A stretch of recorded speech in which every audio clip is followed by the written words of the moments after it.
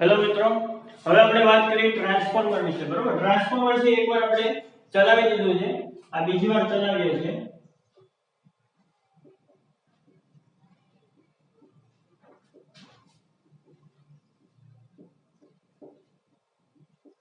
સાવ બેઝિક થી આપણે આખું ટ્રાન્સફોર્મર છે ચલાવીએ છીએ. બરોબર, તો પહેલા તો ટ્રાન્સફોર્મર કોને કહેવાય? તો કે ટ્રાન્સફોર્મર એક સ્થિર યંત્ર છે. બરોબર, સ્ટેટિક ઇલેક્ટ્રિકલ મશીન છે અથવા તો સ્થિર મશીન છે. એ શું કરશે તો કે ઇલેક્ટ્રિકલ પાવરને એક સર્કિટમાંથી બીજી સર્કિટમાં ટ્રાન્સફર કરશે. ખ્યાલ આવે છે? ટ્રાન્સફોર્મરની આપણે ડેફિનેશન લખી તો શું લખી શકીએ તો કે ટ્રાન્સફોર્મર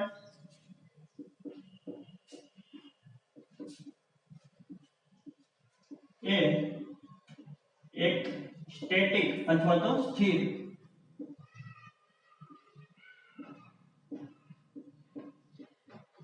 યંત્ર છે. બરોબર, તે ઇલેક્ટ્રિકલ પાવરને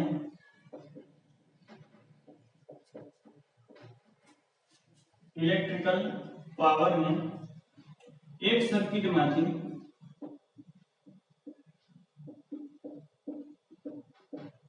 બીજી સર્કિટમાં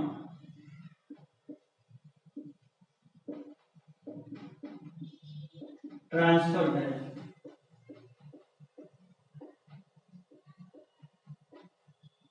ખ્યાલ આવે છે? ટ્રાન્સફોર્મર એક સ્થિર યંત્ર છે અથવા સ્ટેટિક ઇલેક્ટ્રિકલ મશીન છે કે તે ઇલેક્ટ્રિકલ પાવરને એક સર્કિટમાંથી બીજી સર્કિટમાં ટ્રાન્સફર કરે છે અને ફ્રીક્વન્સીમાં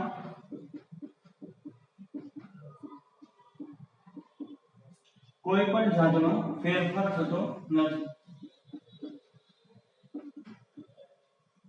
કોઈ પણ ફેરફાર થતો નથી. ખ્યાલ આવે છે? એટલે કે ફ્રીક્વન્સી કેવી હશે? અચળ હશે. જ્યારે ઇલેક્ટ્રિકલ પાવરને એક સર્કિટમાંથી બીજી સર્કિટમાં ટ્રાન્સફર કરતો હશે ત્યારે. આ રીતનું એક ટ્રાન્સફોર્મર છે. બરોબર,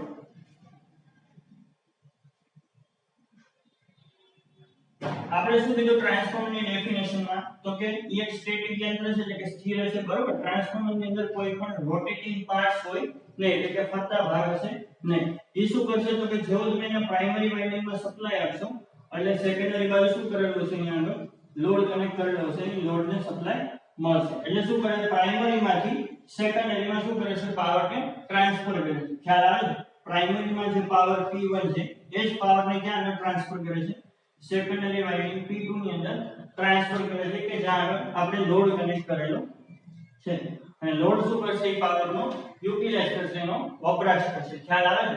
તો અહીંયા આગળ કોઈ પણ જાતનો રોટેટિંગ પાર્ટ છે આવતો નથી. બરોબર, ટ્રાન્સફોર્મર એક સ્ટેટિક યંત્ર છે કે જે ઇલેક્ટ્રિકલ પાવરને આ એક સર્કિટમાંથી બીજી સર્કિટમાં શું કર્યું? ટ્રાન્સફર કર્યું. એને ટ્રાન્સફોર્મર કહેવાય. આ સુધી ખ્યાલ આવે છે? અને ફ્રીક્વન્સીમાં કોઈ પણ જાતનો બદલાવ લાવશે નહીં. એટલે કે ફ્રીક્વન્સી કેવી હશે?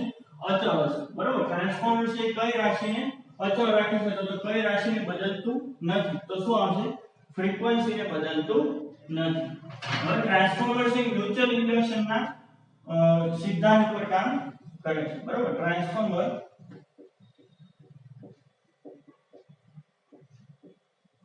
મ્યુચ્યુઅલ ઇન્ડક્શન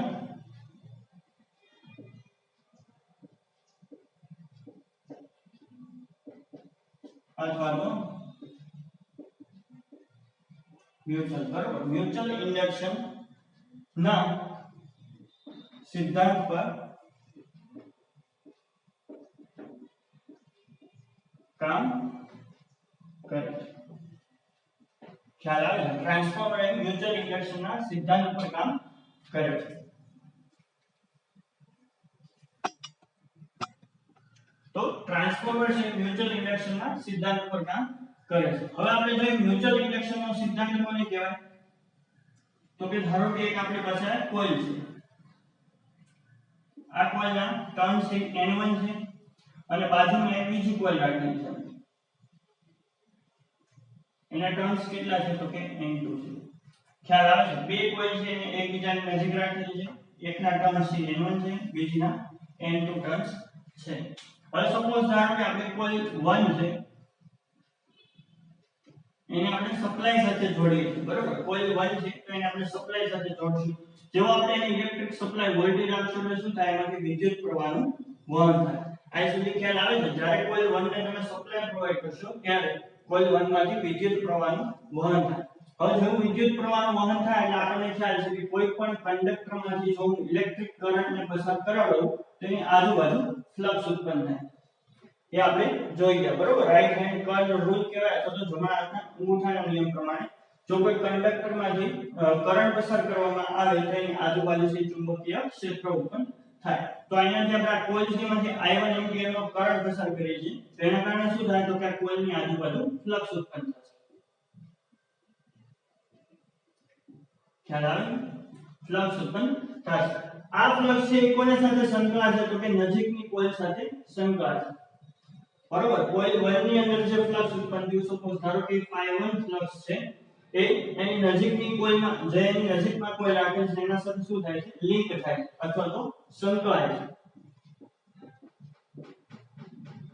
ખ્યાલ આવે હવે આપણે શું કરીએ તો કે જો વોલ્ટેજ V1 માં હું ફેરફાર કરું એટલે કે કોઇલ 1 ને આપવામાં આવતા સપ્લાય વોલ્ટેજમાં હું ફેરફાર કરું તો કોઇલ 1 માંથી પસાર થતા વિદ્યુત પ્રવાહમાં પણ ફેરફાર થાય ખ્યાલ આવે છે આ વોલ્ટેજ છે અત્યારે 10 વોલ્ટ આપતો હો તો અહીંયા I1 બરાબર સપોઝ ધારો કે 5 એમ્પિયર નો કરંટ પસાર થાય છે એવો આપણે ધારી લઈએ હવે હું શું કરું છું તો કે પ્રાઇમરી વાઇન્ડિંગ અથવા તો વાઇન્ડિંગ 1 છે એના વોલ્ટેજ જે મેં કનેક્ટ કર્યા તો પેલા 10 વોલ્ટ એની જગ્યાએ હું શું કરું છું એની જગ્યાએ હું વધારો અથવા તો ઘટાડો કરું સપોઝ ધારો કે 12 વોલ્ટ કરી નાખું બરોબર તો વોલ્ટેજ વધી ગયા બરોબર વોલ્ટેજમાં મેં શું કર્યું ફેરફાર કર્યો એના કારણે શું થાય તો કે આ જે વિદ્યુત પ્રવાહ 5 એમ્પિયર હતો એની જગ્યાએ કેટલો થઈ ગયો 6 એમ્પિયર થઈ ગયો આ સુધી ખ્યાલ આવે છે જેવું વોલ્ટેજમાં બદલાવ લાવીશ એ પ્રમાણે શું થશે તો કે કોઇલ 1 માંથી પસાર થતા વિદ્યુત પ્રવાહમાં પણ ફેરફાર થશે વિદ્યુત પ્રવાહમાં ફેરફાર થશે એટલે એની આજુબાજુ ઉત્પન્ન થતા ચુંબકીય ફ્લક્સમાં પણ ફેરફાર થશે બરોબર વિદ્યુત પ્રવાહમાં ફેરફાર થાય તો એની આજુબાજુ એટલે કંડક્ટર અથવા તો કોઇલની આજુબાજુ ઉત્પન્ન થતા ફ્લક્સમાં પણ ફેરફાર થશે આ ફ્લક્સ છે કોના સાથે સંકળાયેલ છે તો કે કોઇલ 2 સાથે કોના સાથે સંકળાયેલ છે કોઇલ 2 સાથે ખ્યાલ આવે છે તો જો પહેલી કોઇલના ફ્લક્સમાં ફેરફાર થાય શું કામ ફેરફાર થયો ફ્લક્સમાં તો કે V1 માં ફેરફાર થયો એટલા માટે I1 માં ફેરફાર થયો I1 માં ફેરફાર થયો એટલે ફ્લક્સ ϕ1 માં ફેરફાર થયો તો જો પહેલી કોઇલ સાથે સંકળાયેલા ફ્લક્સ સોરી પહેલી કોઇલમાંથી પસાર થતા વિદ્યુત પ્રવાહમાં ફેરફાર થાય તો એના ચુંબકીય ક્ષેત્રમાં પણ ફેરફાર થાય આ ચુંબકીય ક્ષેત્ર છે નજીકની કોઇલ સાથે સંકળાયેલ તો એના કારણે શું થશે તો કે નજીકની કોઇલની અંદર EMF ઇન્ડ્યુસ થશે તો વોલ્ટેજ ઇન્ડ્યુસ થશે આ કોણે આપણને કીધું હતું તો કે ફેરાડે કીધું હતું બરોબર n d∅dt પ્રમાણે વોલ્ટેજ ઉત્પન્ન થશે ખ્યાલ આવે છે શું કીધું આપણે તો કે કોઇલ 1 સાથે કોઇલ 1 ને આપવામાં આવતા વોલ્ટેજમાં જો ફેરફાર કરવામાં આવે તો કોઇલ 1 દ્વારા ઉત્પન્ન થતો ફ્લક્સ ϕ1 માં પણ ફેરફાર થશે આ ફ્લક્સ ϕ1 કોના સાથે સંકળાય છે તો કે કોઇલ 2 સાથે તો કોઇલ 2 સાથે સંકળાયેલા ફ્લક્સમાં પણ ફેરફાર થશે સમય સાથે બરોબર એના કારણે શું થશે તો કે કોઇલ 2 માં EMF ઉત્પન્ન થશે એને કહેવાય મ્યુચ્યુઅલ ઇન્ડક્શન નો પ્રિન્સિપલ બરોબર કોઇલ 1 સાથે કોઇલ 2 સાથે સંકળાયેલો ફ્લક્સ કયો છે તો કે ધારો કે ϕ2 છે તો એ સમય સાથે શું થાય છે બદલાય છે કેમ બદલાય છે તો કે આપણે વોલ્ટેજમાં અહીંયા ફેરફાર કર્યો એટલા માટે એના કારણે શું થયું તો કે કોઇલ 2 ની અંદર વોલ્ટેજ ઉત્પન્ન થયો એને કહેવાય મ્યુચ્યુઅલ ઇન્ડક્શન નો સિદ્ધાંત તો ટ્રાન્સફોર્મર છે મ્યુચ્યુઅલ ઇન્ડક્શન ના સિદ્ધાંત ઉપર કામ કરે છે ટ્રાન્સફોર્મર ની અંદર બે વાઇન્ડિંગ છે HV વાઇન્ડિંગ અને LV વાઇન્ડિંગ બરોબર ટ્રાન્સફોર્મરમાં કોઈ આપણે એવું ન કહી શકીએ કે આ પ્રાઇમરી વાઇન્ડિંગ છે કે આ સેકન્ડરી વાઇન્ડિંગ ખ્યાલ આવે છે એ કોઈ ફિક્સ હોય નહીં જે બાજુ હું સપ્લાય કનેક્ટ કરું એને શું કહેવાય મારું પ્રાઇમરી વાઇન્ડિંગ શું કહેવાય જે બાજુ સપ્લાય કનેક્ટ કરી એને કહેવાય પ્રાઇમરી અને જે બાજુ આપણે લોડ કનેક્ટ કરીએ બરોબર જે ટ્રાન્સફોર્મરની જે બાજુએ આપણે લોડ છે કનેક્ટ કરીએ એને કહેવાય સેકન્ડરી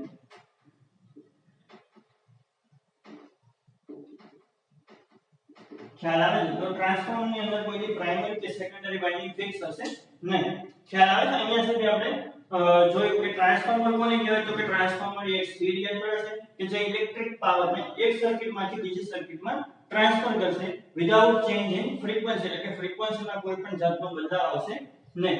બીજું શું જોયું આપણે તો કે ટ્રાન્સફોર્મર છે મ્યુચ્યુઅલ ઇન્ડક્શનના સિદ્ધાંત ઉપર કામ કરે છે. મ્યુચ્યુઅલ ઇન્ડક્શનનો સિદ્ધાંત કોને કહેવાય તો કે કોઇલ 1 નો ફ્લક્સ છે કોઇલ 2 સાથે સંકળાયેલ બરોબર. તો કોઇલ 1 ના ફ્લક્સમાં ફેરફાર કરવાથી બીજી કોઇલની અંદર વોલ્ટેજ ઉત્પન્ન થાય. એ વોલ્ટેજની કિંમત કેટલી છે તો કે E N dϕ/dt. n એટલે શું થાય આટાની સંખ્યા અને dϕ/dt એટલે ફ્લક્સમાં થતો ફેરફાર. તો કોઇલ 2 સાથે EMF છે ઉત્પન્ન થશે. હવે ટ્રાન્સફોર્મરની અંદર પ્રાઇમરી અને સેકન્ડરી કોને કહેવાય તો કે જે બાજુ હું સપ્લાય કનેક્ટ કરું એને કહેવાય મારી પ્રાઇમરી વાઇન્ડિંગ અને જે બાજુ હું લોડ કનેક્ટ કરું એને કહેવાય સેકન્ડરી વાઇન્ડિંગ. આ સુધી ખ્યાલ આવે છે? હવે જોઈએ આપણે ટ્રાન્સફોર્મર છે એનું કન્સ્ટ્રક્શન જોઈએ બરોબર.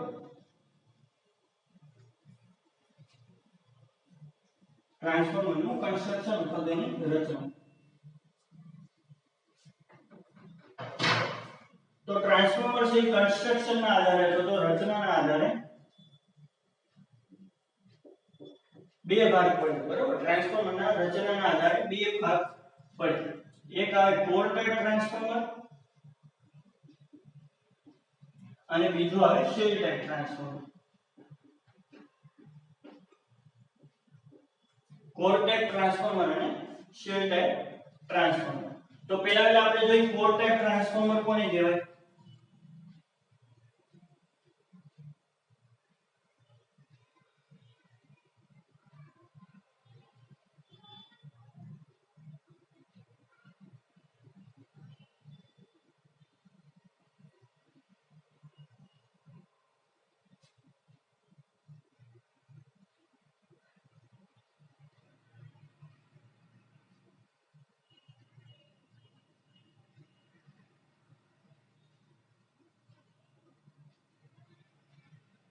આ ટ્રાન્સફોર્મરની કોર છે. આ રીતનું કંઈક સ્ટ્રક્ચર છે ટ્રાન્સફોર્મરની અંદરની કોરમાં હોય બરોબર. આ જે ભાગ છે ને કહેવાય લિંબ. શું કહેવાય? લિંબ. અને આને કહેવાય કોર સોરી યોક.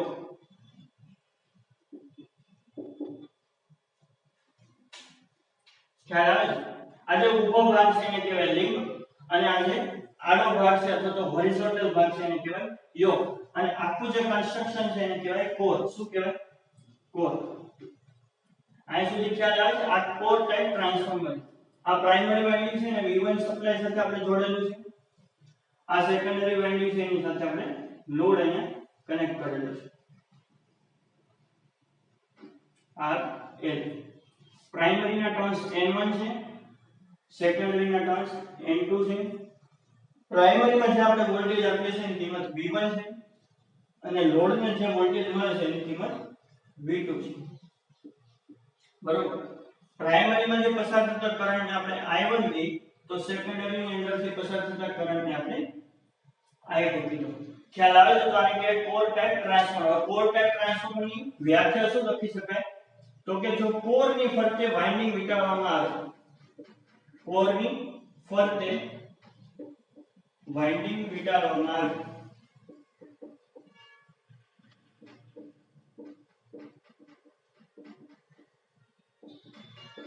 તો તેને કોર ટાઇપ ટ્રાન્સફોર્મર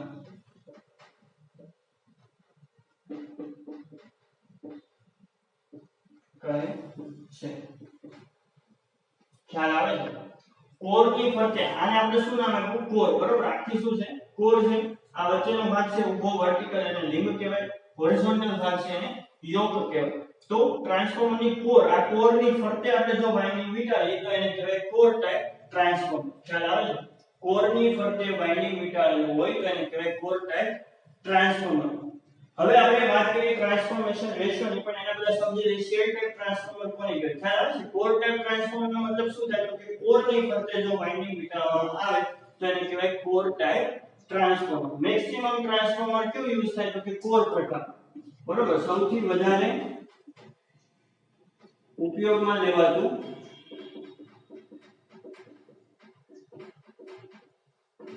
ટ્રાન્સફોર્મર એ કોર ટાઇપ પ્રકારનું ટ્રાન્સફોર્મર છે. હવે આપણને ક્વેશ્ચન એવો પૂછે કે ટ્રાન્સફોર્મરની કોર છે શેમાંથી બનાવવામાં? બરોબર. જેવો તમે અહીંયાથી વર્કિંગ આપણે હમણાં જોયું મ્યુચ્યુઅલ ઇન્ડક્શનનો સિદ્ધાંત એ પ્રમાણે જેવો આપણે I1 કરંટ આની અંદરથી ફ્લો કરશું એટલે શું થશે આ રીતે કઈ કરંટ ફ્લો થતો હશે તો જો આંગળીથી આપણને વિદ્યુત પ્રવાહની દિશા બતાવતી હોય તો અમુક તો શું બતાવશે ફ્લક્સની દિશા બતાવશે તો કોરમાંથી આ રીતે આમ કઈ ફ્લક્સ છે પસાર થશે ખ્યાલ આવે છે ફ્લક્સ ફાઈ છે આ રીતે કઈ પસાર થશે તો કોર છે શેની બનેલી હોવી જોઈએ તો કે મેગ્નેટિક મટીરીયલની બનેલી હોવી જોઈએ બરોબર ટ્રાન્સફોર્મરની કોર મેગ્નેટિક મટીરીયલની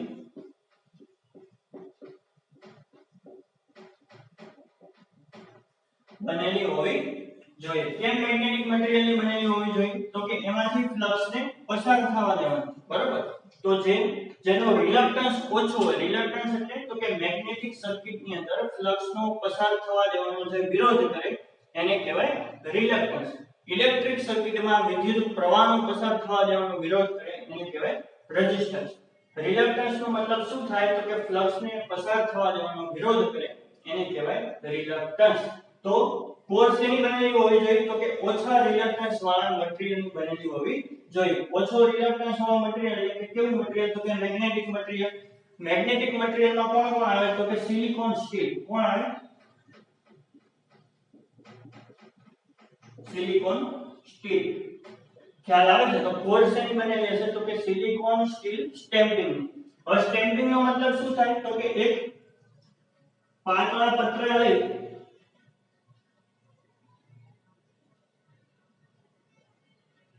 બરોબર આ રીતે સિલિકોન સ્ટીલના પતલા એવા થીન એટલે કે પતલા એવા પતરા લઈને આ રીતે અમને ભેગા કરેલા છે ખ્યાલ આવે છે તો એને કહેવાય સ્ટેમ્પિંગ એટલે કે નાના નાના પતરાને ભેગા કરી દઈએ આપણે તો એને કહેવાય સ્ટેમ્પિંગ સમજાય તો જે મેગ્નેટિક કોર છે સિલિકોન સ્ટીલ મટીરીયલની બનેલી છે સિલિકોન સ્ટીલના સ્ટેમ્પિંગ યુઝ કરેલા છે સ્ટેમ્પિંગ નો મતલબ શું થાય તો કે નાના નાના પાતળા પતરા છે એક સાથે જોડાયેલા છે મિકેનિકલ ફોર્સ થી એને કહેવાય સ્ટેમ્પિંગ ખ્યાલ આવે તો સિલિકોન સ્ટીલ સ્ટેમ્પિંગ ની બનેલી હશે સિલિકોન સ્ટીલ શું કામ યુઝ કરવામાં આવે તો કે સિલિકોન સ્ટીલ યુઝ કરો તો તમે હિસ્ટેરેસિસ લોસ થી ઓછો થાય બરાબર ટ્રાન્સફોર્મર ની અંદર છે ત્રણ પ્રકારના લોસ આવે હિસ્ટેરેસિસ એડી કરંટ અને કોપર લોસ તો હિસ્ટેરેસિસ લોસ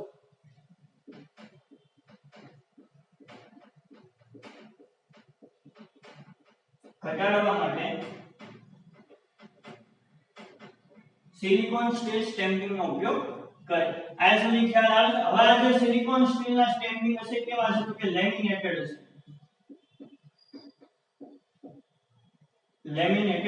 હશે લેમિનેશન નો મતલબ શું થાય તો કે એના ઉપર પાતળું વાર્નિશ નું પડ ચડાવેલું છે ખ્યાલ આવે છે વાર્નિશ એ એક લિક્વિડ ઇન્સ્યુલેશન છે એટલે કે પ્રવાહી ઇન્સ્યુલેટિંગ મીડિયમ એનું કોટિંગ કરેલું હશે કોના ઉપર તો કે સિલિકોન સ્ટીલ ના સ્ટેમ્પિંગ ઉપર ઇન્સ્યુલેશન શું કામ કરવામાં આવે તો લેમિનેટ શું કામ કરવામાં આવે તો કે એડી કરંટ લોસ ને ઘટાડવા માટે બરોબર લેમિનેશન આપણે શું કામ કર્યું એડી કરંટ લોસ ને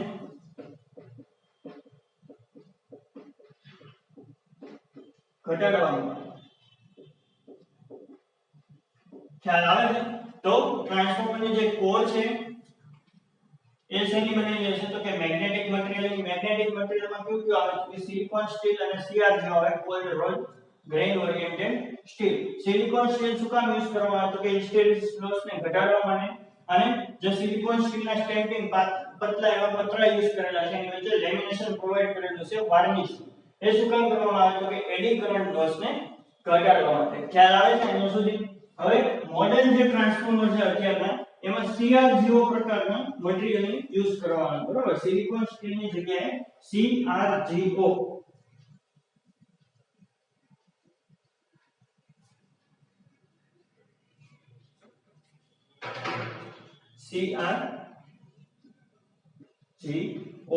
CRGO નો મતલબ શું થાય તો કે cold rolled grain oriented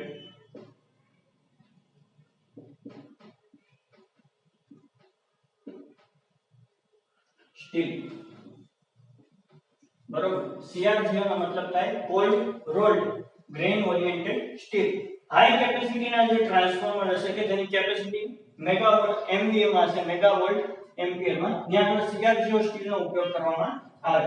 CrGO steel શું કામ ઉપયોગ કરવામાં આવે તો કે એના લીધે લોસીસ છે હિસ્ટેરિસિસ અને એડી કરંટ લોસ સૌથી ઓછા થાય એટલા માટે CrGO સ્ટીલ છે નો ઉપયોગ કરવામાં આવે.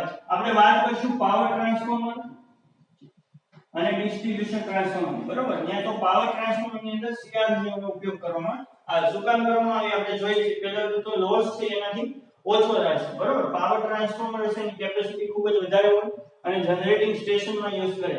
એની એફિશિયન્સી કેટલી હશે તો કે 95 થી લઈ 98% જેટલી એફિશિયન્સી રહેશે.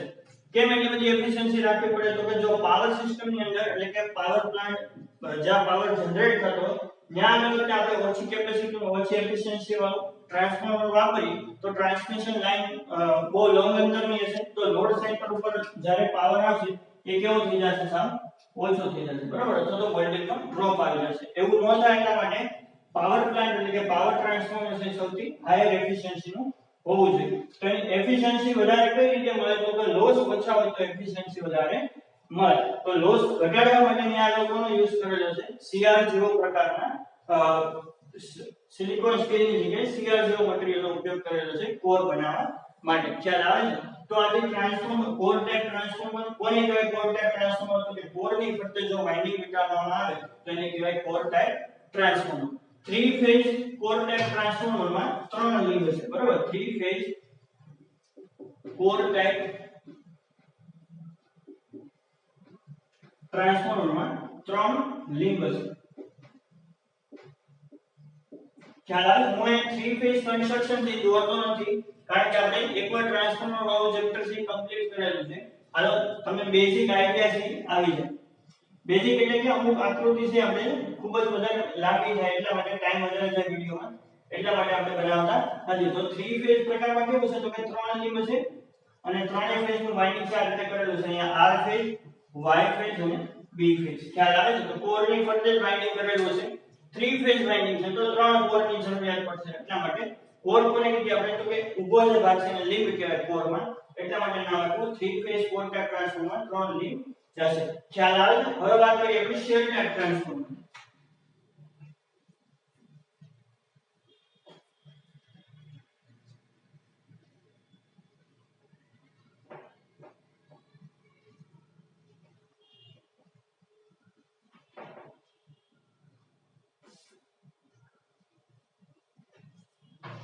શેલ ટાઇપ ટ્રાન્સફોર્મર બરોબર.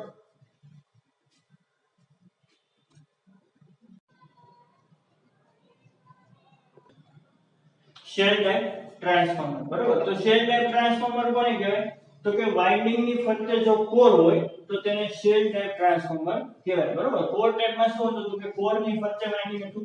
આ કોર હતી તો કોર ની ફરતે વાઇન્ડિંગ હતું એને આપણે કીધું હતું core type transformer. Shell type માં કેવું છે તો કે પહેલા વાઇન્ડિંગ છે અને વાઇન્ડિંગ ની બંને બાજુએ શું છે કોર આપેલી છે. ખ્યાલ આવે છે. વાઇન્ડિંગ ની બંને બાજુએ શું આપેલું છે અહીંયા આગળ કોર આપેલી છે તો લિંબ છે રાખેલા છે એટલા માટે નામ મળ્યું shell type transformer. Core type transformer માં કોર ની ફરતે વાઇન્ડિંગ હોય અને શેલ ટાઇપ ટ્રાન્સફોર્મર માં વાઇન્ડિંગ ની ફરતે કોર હોય એટલે કે વાઇન્ડિંગ ની બંને બાજુએ શું હશે કોર હશે એટલે એનું નામ મળ્યું શેલ ટાઇપ ટ્રાન્સફોર્મર. હવે શેલ ટાઇપ નું કન્સ્ટ્રક્શન કેવું છે તો કે આ single phase shell type transformer હશે. સિંગલ ફેઝ શેલ ટાઇપ તો 3 લિંબ હશે. શું હશે 3 લિંબ હશે. અને જો 3 ફેઝ શેલ ટાઇપ ટ્રાન્સફોર્મર હશે તો 5 લિંબ હશે. 1 2 3 4 અને 5. તો જો શેલ ટાઇપ 3 ફેઝ હશે તો કેટલી લિંબ હશે 5 લિંબ હશે. ખ્યાલ આવે છે. આપણને પૂછે છે ઘણી વાર કે 3 ફેઝ શેલ ટાઇપ ટ્રાન્સફોર્મર માં કેટલી લિંબ આવે તો આન્સર છે બુકમાં પણ 3 આપેલો છે પણ 3 આવે નહીં. જો 3 ફેઝ ટ્રાન્સફોર્મર હોય તો 5 લિંબ આવશે શેલ ટાઇપ માં અને જો single phase shell type transformer હશે તો 3 લિંબ આવશે. ખ્યાલ આવે છે. હવે આપણે કોર વિશે જોયું કે કોર છે સિલિકોન સ્ટીલ સ્ટેમ્પિંગ ની બનેલી છે એના કારણે હિસ્ટેરિસિસ લોસ ઓછો થાય અને લેમિનેશન છે વાર્નિશ નું કરેલું છે એના લીધે એડી કરંટ લોસ છે ઓછો થશે. હવે વાત કરીએ આપણે વાઇન્ડિંગ ની. તો શેલ ટાઇપ જે ટ્રાન્સફોર્મર છે એમાં કોર ની બાજુમાં આ કોર છે કોર ની સૌથી નજીક કોણ છે એલવી વાઇન્ડિંગ એટલે કે લો વોલ્ટેજ વાઇન્ડિંગ છે કોર ની સૌથી નજીક હશે એની ઉપરની બાજુએ હાઈ વોલ્ટેજ વાઇન્ડિંગ હશે. હવે આવું કેમ કરવામાં આવે તો કે આપણને ખ્યાલ છે કે કોર છે મેગ્નેટિક મટીરીયલ ની બનેલી છે અને એના ઉપર આપણે ઇન્સ્યુલેશન જે પ્રોવાઇડ કરેલું છે. જો પેલા આપણે હાઈ વોલ્ટેજ વાઇન્ડિંગ ને મૂકશું તો હાઈ વોલ્ટેજ ને કારણે શું થાય, વધારે પડતી હીટ પ્રોડ્યુસ થાય. એ હીટ ના કારણે કોર નું ઇન્સ્યુલેશન છે ગરમ થઈને નબળું પડી જશે અથવા તો ફેલ થઈ જશે. એવું ન થાય એટલા માટે સૌથી પહેલા આપણે શું કરીએ તો કે લો વોલ્ટેજ વાઇન્ડિંગ ને કોર ની નજીક રાખશું અને હાઈ વોલ્ટેજ વાઇન્ડિંગ ને એની ઉપર જઈ રાખશું. ખ્યાલ આવે છે? લો વોલ્ટેજ વાઇન્ડિંગ ની ઉપર હાઈ વોલ્ટેજ વાઇન્ડિંગ જઈ રાખશું. તો અહીં તમે જોઈ શકો છો આ સિંગલ લાઈન 2D ડાયાગ્રામ છે. તો સૌથી પહેલા કોર ની બાજુમાં કોણ છે? LV વાઇન્ડિંગ, એના ઉપર HV વાઇન્ડિંગ, પછી પાછું LV અને HV. આ રીતનું કંઈક કન્સ્ટ્રક્શન છે. બરોબર. હવે જે ફ્લક્સ પ્રોડ્યુસ થાય એને કેટલા પાથમાં હશે તો કે બે પાથમાં હશે. બરોબર. અહીંથી આપણે ઇલેક્ટ્રિક કરન્ટ છે ફ્લો કરાવડાવશું તો આજુબાજુ શું થાય? ફ્લક્સ ઉત્પન્ન થાય. એ ફ્લક્સ ને બે પાથમાં હશે આ રીતે.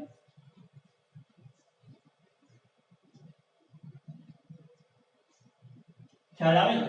ફ્લક્સ ને પાસ થવા માટે બે પાથમાં હશે. એક આ પાથ અને બીજો આ પાથ. પેરેલલ વાઇન્ડિંગ જેવું છે. તો ટોટલ ફ્લક્સ અહીંયા 5 ઉત્પન્ન થતું હોય વાઇન્ડિંગ માંથી.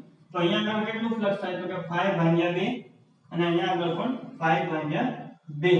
ખ્યાલ આવે છે? તો સિંગલ ફેઝ પ્રકારનું જેટલા પણ ટ્રાન્સફોર્મર હશે, મેક્સિમમ સિંગલ ફેઝ પ્રકારના ટ્રાન્સફોર્મર છે શેલ પ્રકારના હશે. કેમ શેલ પ્રકારના હશે? તો કે આમાં ફ્લક્સ ની કિંમત છે કેવી થઈ જશે? અડધી થઈ જશે. બરોબર. ફ્લક્સ ની કિંમત કેવી થઈ ગઈ? અડધી. ફ્લક્સ ની કિંમત અડધી થઈ જશે તો લોસ કેવા થઈ જશે? ઓછા થઈ જશે. બરોબર. લોસીસ કેવા થાય? ઓછા થાય. હવે સિંગલ ફેઝ ટ્રાન્સફોર્મર આપણે ક્યાં આગળ યુઝ કરીએ તો કે કન્ટીન્યુઅસ ઓપરેશન માટે, એટલે કે 24 કલાક સપ્લાય છે સિંગલ ફેઝ ટ્રાન્સફોર્મર આપણને આપતો હોય. બરોબર. Normally distribution transformer single phase કહેવાય તો કન્ટીન્યુઅસ સપ્લાય માટે આપણે ઉપયોગમાં લે. હવે કન્ટીન્યુઅસ સપ્લાય આપતું હોય તો એમાં ફ્લક્સ ની કિંમત જો ઓછી છે તો લોસીસ કેવા થાય? કન્ટીન્યુઅસ ઓછા થાય. ખ્યાલ આવે છે? કન્ટીન્યુ એટલે કે સતત ઓપરેશનમાં હશે. ફ્લક્સ ની કિંમત ઓછી છે એટલે લોસ ઓછા થાય.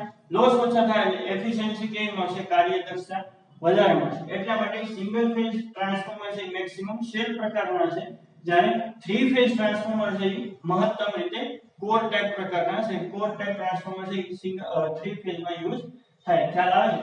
હવે three phase shell type transformer જોઈએ તો three phase shell type transformer છે એમાં કેવું છે તો કે 5 લીંબ આપેલી છે અને દરેકમાં પહેલા LV વાઇન્ડિંગ, પછી HV વાઇન્ડિંગ, LV પછી HV, આ રીતનું કન્સ્ટ્રક્શન છે કરેલું છે. ખ્યાલ આવે છે? હવે આ જે વાઇન્ડિંગ છે એને શું કહેવાય તો કે સેન્ડવિચ ટાઇપ વાઇન્ડિંગ કહેવાય. શું કહેવાય? સેન્ડવિચ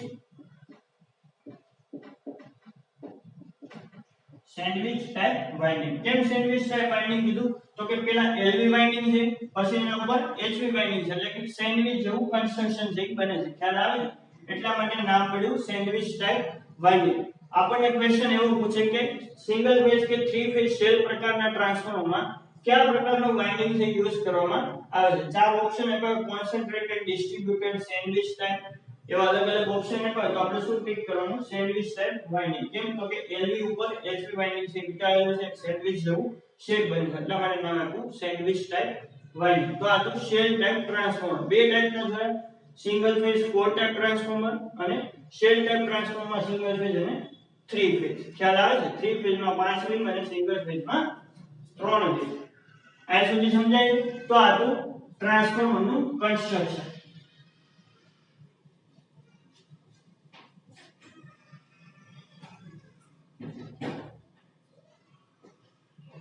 હવે વાત કરશું આપણે કે ટ્રાન્સફોર્મર ની અંદર જે EMF ઉત્પન્ન થાય છે એની કિંમત કેટલી હશે, અથવા તો ટ્રાન્સફોર્મર ની અંદર જે વોલ્ટેજ ઉત્પન્ન થાય એની કિંમત કેટલી હશે.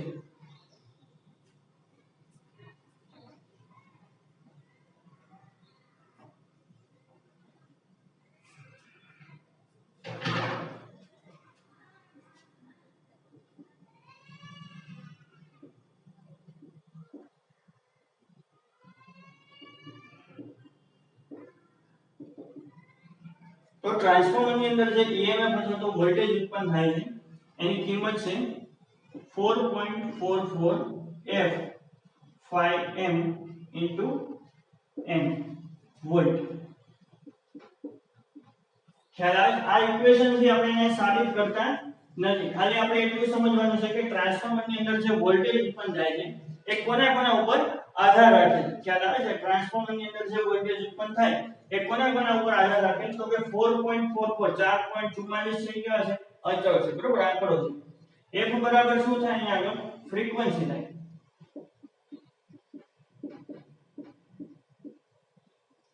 phi n બરાબર શું થાય તો કે ફ્લક્સ ની કિંમત, ફ્લક્સ ની મહત્તમ કિંમત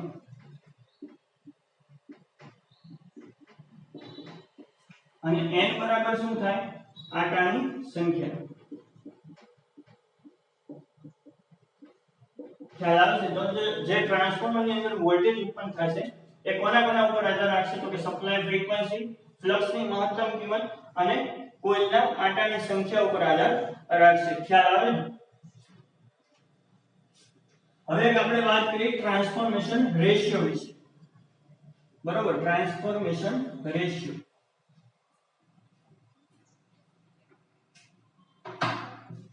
સપોઝ ધારો કે આપણી પાસે એક ટ્રાન્સફોર્મર છે આ રીતે કોર ટાઇપ સિંગલ ફેઝ.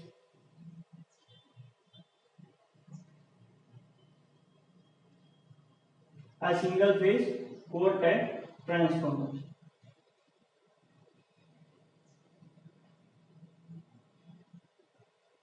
બરોબર, અહીંયા હું V1 વોલ્ટેજ આપું છું એટલે I1 કરંટ પસાર થશે અને ટર્ન્સ N1 છે અને ટર્ન્સ N2 છે. અહીંયા આગળ V2 વોલ્ટેજ મળશે અને અહીંથી કરંટ જે પસાર થતો છે એ I2 છે. આ સુધી ખ્યાલ આવે? સિંગલ ફેઝ કોર પ્રકારનું ટ્રાન્સફોર્મર છે, સિંગલ ફેઝ કોર ટાઇપ. હવે એક વસ્તુ આપણે સમજી લઈએ કે આંટાની સંખ્યા છે કોના ઉપર આધાર રાખે? ટર્ન્સની સંખ્યા છે કોના ઉપર આધાર રાખે તો કે વોલ્ટેજ. કોના ઉપર? વોલ્ટેજ. ખ્યાલ આવે? આંટાની સંખ્યા છે કોના ઉપર આધાર રાખશે? વોલ્ટેજ ઉપર. એટલે કે જેમ જેમ આંટાની સંખ્યા વધારે, આંટાની સંખ્યા જેમ વધારે એમ વોલ્ટેજની કિંમત કેવી મળશે? વધારે.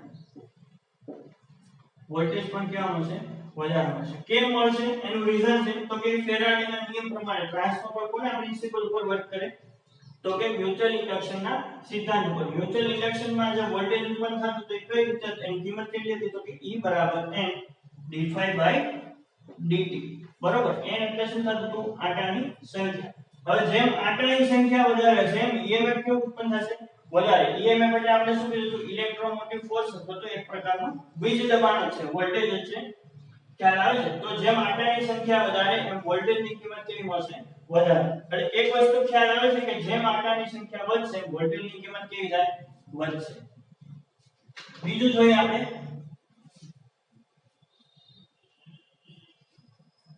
કે જેમ વોલ્ટેજની કિંમત વધશે, બરોબર, જેમ વોલ્ટેજની કિંમત વધશે તેમ કરંટની કિંમત શું થશે? એ બાજુ ઘટશે. જેમ વોલ્ટેજની કિંમત વધશે એમ કરંટની કિંમત કેવી થઈ જશે? ઘટી જશે. ખ્યાલ આવે છે અહીંયા સુધી? જેમ વોલ્ટેજની કિંમત વધશે એમ કરંટની કિંમત કેવી થઈ જશે? ઘટી જશે. કેમ ઘટી જશે? તો કે આંટાની સંખ્યા વધારે રાખવી હોય, બરોબર, આંટાની સંખ્યા મારે વધારે રાખવી હોય તો શું કરવું પડે? પતલા તારનો યુઝ કરવો પડે. બરોબર, તાર કેવો રાખવો પડે મારે? પતલો. ખ્યાલ આવે છે? જો આંટાની સંખ્યા મારે વધારે રાખવી હોય તો ટર્ન્સની સંખ્યા મારે વધારે રાખવી તો વાયર કેવો જોઈએ? પતલો છે. એટલે કે વાયરનો ક્રોસ સેક્શનલ એરિયા છે, આડછેદનું ક્ષેત્રફળ છે કેવું રાખવું પડે? ઓછું. હવે આપણે આ એક્ઝામ્પલ એક એનો તો રેઝિસ્ટન્સ વિશે R બરાબર શું થાય? ρ L/A. એટલે કે જો હું આંટાની સંખ્યા ઓછી રાખી, આડછેદનું ક્ષેત્રફળ જે ઘટાડી દઈશ તો જ વાયર પાતળો થશે. બરોબર, અહીંયા આગળ ધ્યાન રાખજો, સમજવાની ટ્રાય કરજો. જો હું આડછેદનું ક્ષેત્રફળ અથવા તો આડછેદનું ક્ષેત્રફળ જે ઘટાડી દઉં તો જ તે શું થાય તો કે વાયર છે ની લંબાઈમાં વધારો થાય. ખ્યાલ આવે છે? પેલા મારી પાસે આ રીતનો એક વાયર છે, બરોબર, એટલો વાયર છે જાડો, ત્યારે 3 ટર્ન્સ બને છે. 1 2 અને 3 ટર્ન્સ બને છે, 3 આંટા બને છે. હવે મેં શું કીધું તો કે મારે વોલ્ટેજ વધારે જોઈએ છે અને મારે ટર્ન્સ કેવા કરવા પડે? વધારે. બરોબર, આંટાની સંખ્યા કેવી રાખવી પડે? વધારે. તો ને તો જ મને વોલ્ટેજ કેવા મળે? વધારે. ફેરાડેના નિયમ પ્રમાણે. ખ્યાલ આવે છે? તો આંટાની સંખ્યા હું આટલા કંડક્ટરમાંથી કઈ રીતે વધારી શકું? તો કે આ કંડક્ટરને જો હું એની લંબાઈ વધારી દઉં, કંડક્ટરની હું લંબાઈ વધારી દઉં તો શું થાય તો કે ટર્ન્સ છે વધારે બનાવી શકું. ખ્યાલ આવે છે? જો હું કંડક્ટરને ખેંચી અને એની લંબાઈ છે વધારી દઉં તો હું ટર્ન્સ છે વધારે બનાવી શકું. તો કંડક્ટરને આપણે ખેંચશું એટલે શું થશે તો કે કંડક્ટર છે પતલો થતો જાય. કેવો થાય? પતલો થતો જાય. ખ્યાલ આવે છે? પેલા કંડક્ટર છે એનો ક્રોસ સેક્શનલ એરિયા અથવા તો આડછેદનું ક્ષેત્રફળ છે કેટલું છે તો કે એટલું વધારે બરોબર a1 ડેશ હતું એવું નામ આપી દઈએ આપણે a1 ડેશ હતું હવે આપણે શું કીધું તો કે આટાની સંખ્યા મારે વધારે જોઈએ છે વોલ્ટેજ મારે વધારે જોઈએ એટલા માટે એનઆઈએસ કંડક્ટરને મેં શું કર્યું તો કે એની લંબાઈ ખેંચીને વધારી દીધી જે હું લંબાઈ વધારી એટલે આડછેદનું ક્ષેત્રફળ કેવું થયું કે અહીંયા ઓછું થઈ ગયું બરોબર અહીંયા એટલું એવું આડછેદનું ક્ષેત્રફળ છે અહીંયા કેટલું હતું તો કે a ડેશ જેટલું હતું એ હવે કેટલું થઈ ગયું તો કે a જેટલું થઈ ગયું તો રેઝિસ્ટન્સ બરાબર શું થાય તો કે r બરાબર rho l by a rho એટલે સ્પેસિફિક રેઝિસ્ટન્સ અથવા તો વિશિષ્ટ અવરોધ l એટલે કંડક્ટરની લંબાઈ મેં કેવી કરના છે વધારી દીધી લંબાઈ વધારી દીધી એટલે આડછેદનું ક્ષેત્રફળ કેવું થઈ ગયું ઓછું થઈ ગયું હવે જુઓ તમે રેઝિસ્ટન્સ છે એ આડછેદના ક્ષેત્રફળના વ્યસ્ત પ્રમાણમાં છે એટલે કે જે પ્રમાણે આડછેદનું ક્ષેત્રફળ વધશે એ પ્રમાણે રેઝિસ્ટન્સ કેવો થઈ જાય વધી જાય બરોબર રેઝિસ્ટન્સ વધશે તો શું થાય તો કે I બરાબર V ના છેદમાં R બરોબર R બરાબર શું થાય sorry V is equal to I ગુણ્યા R ખ્યાલ આવે છે V is equal to I ગુણ્યા R એટલે જો રેઝિસ્ટન્સ ની કિંમત વધારે હશે તો કરંટ કેવો થઈ જાય અહીંયા ઓછો થઈ જાય બરોબર રેઝિસ્ટન્સ ની કિંમત જો વધશે શું કામ વધી ક્રોસ સેક્શનલ એરિયા ઘટ્યો એટલે ક્રોસ સેક્શનલ એરિયા શું કામ ઘટ્યો તો કે કંડક્ટરની મેં લંબાઈ વધારી લંબાઈ શું કામ વધારી વોલ્ટેજ ને વધારવા માટે એટલે આડછેદનું ક્ષેત્રફળ ઘટ્યું એટલે રેઝિસ્ટન્સ વધ્યો રેઝિસ્ટન્સ વધારે હોય તો ત્યાંથી કરંટ કેવો ફ્લો થાય ઓછો તો કરંટ કેવો મળશે આપણે ઓહમના નિયમ પ્રમાણે ઓછો મળશે એટલા માટે જ્યાં આગળ ટર્ન્સની સંખ્યા વધારે હશે ત્યાં કરંટ કેવો હશે ઓછો હશે ખ્યાલ આવે છે તો વોલ્ટેજની કિંમત જ્યાં વધારે હશે ત્યાં કરંટ કેવો મળશે આપણને ઓછો મળશે આ સુધી ખ્યાલ આવે છે હવે વાત કરીએ આપણે ટ્રાન્સફોર્મેશન રેશિયો હવે ટ્રાન્સફોર્મેશન રેશિયોમાં તમને ભૂલ પડવી જોઈએ નહીં એટલું સમજાઈ ગયા પછી ટ્રાન્સફોર્મેશન રેશિયો શું કહે છે તો કે k બરાબર v2 by v1 બરાબર n2 by n1 બરાબર I1 by I2 બરોબર ટ્રાન્સફોર્મેશન રેશિયો ને k થી દર્શાવે એની કિંમત કેટલી છે તો કે v2 by v1 બરાબર n2 by n1 બરાબર I1 by I2 હવે આનો મતલબ સમજીએ આપણે સપોઝ ધારો કે આપણી પાસે આ સ્ટેપ અપ પ્રકારનું ટ્રાન્સફોર્મર કેવું છે સ્ટેપ અપ એટલે શું કરશે તો કે સેકન્ડરીના આટાની સંખ્યા કેવી હશે વધારે હશે બરોબર કેમ તો કે સ્ટેપ અપ એટલે કે વોલ્ટેજ વધારવો હોય તો શું કરવું પડે મારે ટર્ન્સ થી વધારવા પડે બરોબર ટર્ન્સ જો વધારું તો વોલ્ટેજ કેવો મળશે મને વધારે એનો મતલબ શું થાય તો કે n2 ના ટર્ન્સ છે કેવા છે વધારે n2 ના ટર્ન્સ કેવા છે વધારે છે n2 ના ટર્ન્સ વધારે છે તો એનો વોલ્ટેજ પણ કેવો મળશે v2 વધારે મળશે આ સુધી સમજાય છે n2 ના ટર્ન્સ વધારે છે તો વોલ્ટેજ પણ કેવો મળશે મને વધારે મળશે હજી આપણે હમણાં વાત કરી કે ટર્ન્સ કઈ રીતે વધશે તો કે એનો લંબાઈ જો આપણે કંડક્ટરની વધારી દઈએ એટલે કે આડછેદનું ક્ષેત્રફળ ઘટાડી દઈએ તો તે ટર્ન્સની સંખ્યા વધે ટર્ન્સની સંખ્યા વધારે એટલે રેઝિસ્ટન્સ કેવો થઈ ગયો વધી ગયો રેઝિસ્ટન્સ વધી ગયો તો અહીંયા આગળ જે વિદ્યુત પ્રવાહ પસાર થતો હશે એટલે કે I2 હશે એની કિંમત કેવી હશે ઓછી હશે ખ્યાલ આવે છે I2 ની કિંમત કેવી મળશે આપણને ઓછી મળશે આ સુધી ક્લિયર થઈ ગયું હવે વાત કરીએ આપણે પ્રાઇમરી સાઈડ તો પ્રાઇમરી સાઈડમાં કેવું છે તો કે v1 ની કિંમત n1 ની કિંમત કેવી છે ઓછી છે કારણ કે સ્ટેપ ઓફ ટ્રાન્સફોર્મર છે એટલે કે પ્રાઇમરી ના ટર્ન્સ છે સેકન્ડરી ના ટર્ન્સ કરતા કેવા છે ઓછા છે તો સ્ટેપ ડાઉન થાય વોલ્ટેજ n1 ઓછો એટલે v1 પણ કેવો ઓછો v1 ઓછો તો i1 કેવો મળશે આપણને વધારે મળશે ખ્યાલ આવે છે એટલે કે કરંટ છે એ બંને બાજુ કેવો છે અલગ અલગ છે અલગ અલગ એટલે કે જો અહીંયા વોલ્ટેજ અને ટર્ન્સ છે તે એકબીજાના પ્રોપોર્શનલમાં છે એકબીજાના સમપ્રમાણમાં છે જેમ કરંટ વધશે એમ વોલ્ટેજ વધશે વોલ્ટેજ વધશે પણ કરંટ ની આગળ કેવો થઈ જાય ઓછો થઈ જાય શું કામ ઓછો થઈ જાય તો કે ક્રોસ સેક્શનલ એરિયા ઘટે છે એટલે રેઝિસ્ટન્સ વધે છે રેઝિસ્ટન્સ વધશે તો ત્યાંથી વિદ્યુત પ્રવાહ ઓછો પસાર થાય એટલા માટે ટ્રાન્સફોર્મેશન રેશિયોમાં v2 by v1 બરાબર n2 by n1 તો આવે છે પણ અહીંયા કેમ i1 by i2 આવે છે તો કે n2 ને n2 વાળો ભાગ છે ને ટર્ન્સ કેવા છે વધારે બરોબર અને કરંટ કેવો છે ઓછો છે કરંટ ક્યાં આગળ વધારે છે તો કે i1 બાજુ વધારે છે એટલા માટે કરંટ છે અલગ અલગ અહીંયા બતાવેલું છે એટલે કે n2 ની સામે શું આવશે i1 કરંટ એટલે કે ઓછો કરંટ અને n1 ની જગ્યાએ વધારે તો વોલ્ટેજ મળે છે એટલા સોરી ઓછા વોલ્ટેજ મળે છે તો ત્યાં કરંટ કેવો છે વધારે છે અને V2 પાસે વોલ્ટેજ વધારે છે તો ત્યાં કરંટ કેવો છે ઓછો છે ખ્યાલ આવે છે એટલા માટે ટ્રાન્સફોર્મેશન રેશિયો છે ને V2/V1 N2/N1 I1/I2 છે એનાથી દર્શાવે છે અહીં સુધી ખ્યાલ આવે છે હવે વાત કરીએ આપણે કે ટ્રાન્સફોર્મેશન અથવા એને k થી દર્શાવે એ યાદ રાખજો બરોબર ટ્રાન્સફોર્મેશન રેશિયો છે ને k થી દર્શાવે હવે સપોઝ ધારો કે k ની અલગ અલગ કિંમત આપેલી હોય તો એના ઉપરથી આપણે ટ્રાન્સફોર્મર છે કઈ રીતે નક્કી કરીએ કે કયા પ્રકારનું ટ્રાન્સફોર્મર છે તો k બરાબર શું મળે તો આપણને V2/V1 બરાબર N2/N1 બરાબર I1/I2 બરાબર આ ટ્રાન્સફોર્મેશન રેશિયો હતો હવે ક્વેશ્ચન કેવો પૂછાશે તો કે જો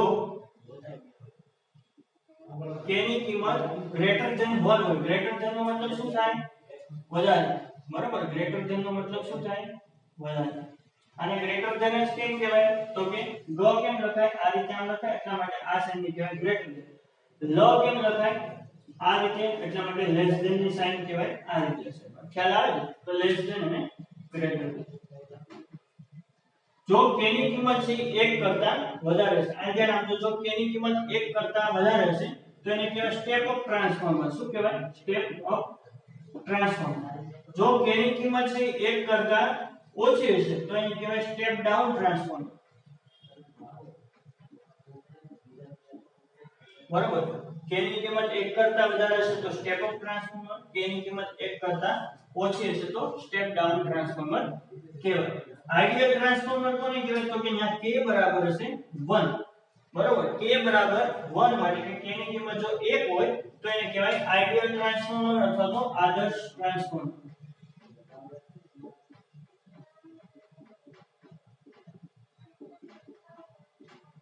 આદર્શ ટ્રાન્સફોર્મર બરાબર હવે આદર્શ કોઈ વસ્તુ છે એ આઇડિયલ હોય નહીં અથવા તો આદર્શ હોય નહીં આદર્શ ટ્રાન્સફોર્મર કોને કહેવાય તો કે એના પ્રાઇમરી વાઇન્ડિંગ માં અને સેકન્ડરી વાઇન્ડિંગ માં કોઈ પણ પ્રકારનો લોસ થતો હશે નહીં લોસ ફ્રી હશે બરાબર તો કોઈ પણ એવું મટીરીયલ કોઈ ન હોય કે જેમાં લોસ થતો ન હોય ખ્યાલ આવે છે તો ટ્રાન્સફોર્મર છે કોઈ આઇડિયલ હોય ને એની માત્ર આપણે કલ્પના કરી શકીએ પણ કોઈ વસ્તુ છે આદર્શ હોય નહીં કંઈક ને કંઈક લોસ છે એની અંદર થતો હોય તો k ની કિંમત જો ગ્રેટર ધેન 1 હશે તો સ્ટેપ અપ ટ્રાન્સફોર્મર કહેવાય k ની કિંમત 1 કરતા ઓછી હોય તો સ્ટેપ ડાઉન ટ્રાન્સફોર્મર કહેવાય અને k ની કિંમત જો 1 હશે તો આદર્શ ટ્રાન્સફોર્મર કહેવાય પરંતુ આદર્શ ટ્રાન્સફોર્મર કોઈ હોય નહીં કંઈક ને કંઈક લોસ છે એની અંદર થતો ખ્યાલ આવે છે તો આ તો ટ્રાન્સફોર્મર નું બેઝિક વર્કિંગ પ્રિન્સિપલ એનું કન્સ્ટ્રક્શન પછી ટ્રાન્સફોર્મેશન રેશિયો કોને કહેવાય એનું EMF ઇક્વેશન અને k ની કઈ કિંમત હોય તો કયા પ્રકારના ટ્રાન્સફોર્મર છે આપણે કહી શકીએ ખ્યાલ આવે છે તો અહીંયા સુધી ટ્રાન્સફોર્મર માં આજે રાખીએ થેન્ક યુ